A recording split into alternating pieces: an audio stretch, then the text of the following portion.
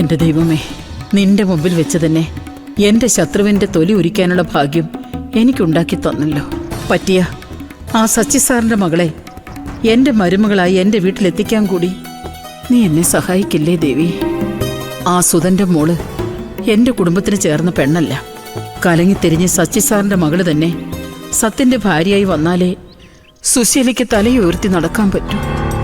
അങ്ങനെയൊരു ഭാഗ്യം എനിക്ക് തന്ന 1001 തെരിയിട്ട ചുറ്റുവിളക്ക് ഞാൻ നിന്റെ നടക്കൽ തെളിയിച്ചോളാം ദേവി.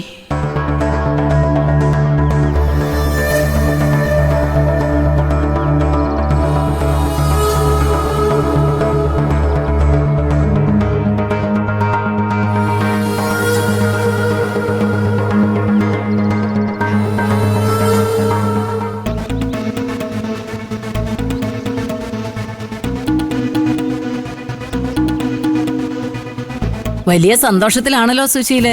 ഹാ ഭാനുമ്മേ, ദൈവം നമ്മുടെ പ്രാർത്ഥന കേട്ടാ പിന്നെ സന്തോഷിക്കണ്ടേ ഭാനുമ്മേ? ആ അത് വേണം. പക്ഷേ ദൈവം നിന്ന് നടത്തി സന്തോഷിക്കാൻ നിനക്ക് മാത്രമേ കഴിയൂ. നീ ആ സച്ചി സാറിനെയും മോളെയും കുറിച്ച് പറഞ്ഞതൊക്കെ ഞാൻ കേട്ടു. ആണോ? അല്ല, എന്നിട്ട് ഞങ്ങളാരും അവിടെ ഭാനുമ്മയെ കണ്ടില്ലല്ലോ. അല്ല, നിങ്ങളിനി തൂണിലും തുരുമ്പിലും എല്ലാം കുടിയിരിക്കുന്ന ദൈവമാണോ ഭാനുമ്മേ? എന്നെ നീ എത്ര വേണമെങ്കിലും പരിഹസിച്ചോ സുശീലേ, എനിക്ക് ഇത് കേട്ട് ശീലമായി. പക്ഷേ സച്ചി സാറിന്റെ മകള് സത്യനെയും പ്രതിഭയും തമ്മിൽ അകറ്റാൻ ശ്രമിക്കുന്നു എന്ന് നീ പറയണ്ടായിരുന്നു. അയ്യോ, അത് ഞാൻ പറഞ്ഞ സത്യമാ. അല്ലെങ്കിലേ നിങ്ങൾ പ്രതിഭയോട് പോയി ചോദിച്ചു നോക്കും ഭാനുമ്മേ. പിന്നെ പ്രതിഭയെ സത്യന്റെ ജീവിതത്തിൽ നിന്ന് പുറത്താക്കി എന്തു വീണ്ടും അവന്റെ ഭാര്യയെ വരുന്നതില് എനിക്ക് വിരോധമൊന്നുമില്ല ഭാനുമ്മേ. ആ കാര്യം ആ സച്ചി സാറിനെ ഒന്ന് അറിയിക്കാനും കൂടിയാ ആ വിഷയം ഞാൻ ഇവിടെ വെച്ച് അവരോടൊന്ന് പറഞ്ഞത്. അല്ല, ഭാനുമ്മയ്ക്ക് അത് മനസ്സിലായി കാണുമല്ലോ. മനസ്സിലായി സുശീലേ. നിന്നെ എനിക്ക് മനസ്സിലാകുന്നത് പോലെ വേറെ ആർക്കും മനസ്സിലാവും. പക്ഷേ നിന്റെ ഈ പോക്ക് എവിടേക്കാണെന്ന് മാത്രം എനിക്ക് മനസ്സിലാവുന്നില്ല. ആ ഇതെവിടെ ചെന്ന് അവസാനിക്കുന്ന ദൈവത്തിന് മാത്രമേ അറിയൂ. അത് മതി ഭാനുമ്മേ. ദൈവേ സുശീലയോടൊപ്പം ഉണ്ട്. അതുകൊണ്ടാണല്ലോ സച്ചി സാറിനെയും കുടുംബത്തെയും ഈ നടക്കിൽ വെച്ച് തന്നെ എനിക്ക് കാണാൻ കഴിഞ്ഞത്.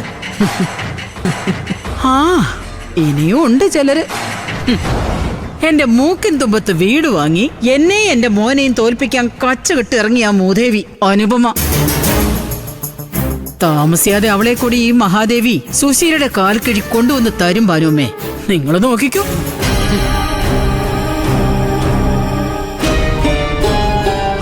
അമ്മേ, ഈ അഹങ്കാരത്തിനും അറിവില്ലായ്മയ്ക്കും നീ അവളോട് ക്ഷമിക്കണേ ദേവി മഹാമായേ.